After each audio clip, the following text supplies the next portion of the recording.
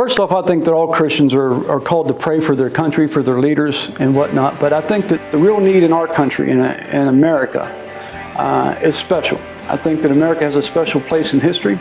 God has blessed this nation. I think this nation is a nation unlike any other. There's no scripture to back up that God has put this nation here for such a time as this.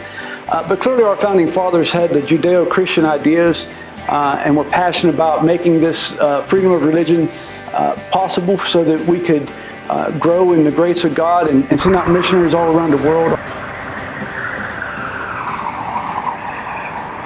Our founding institutions for higher education, our colleges and universities, all began being founded to train ministers and pastors for the ministry. And so now a lot of those colleges, universities are no longer adhering to the Bible, taking crosses down from their chapels and whatnot to appease atheism. They teach evolution. And so America was strong in its values at its core, and America needs to return to those values and be a leader again in our world. I think it affects Europe. When America's strong, it helps our Western allies and the whole West overall.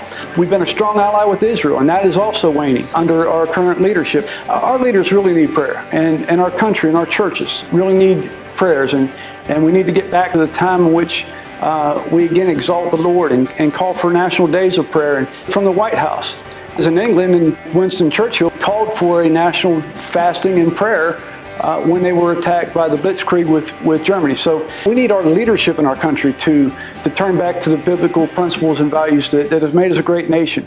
I don't believe there's been a nation like America since the time of Israel under the United Kingdom, when David ruled on the throne and his son Solomon as king. And people from all over the world came to see the blessings, what God had done with Israel.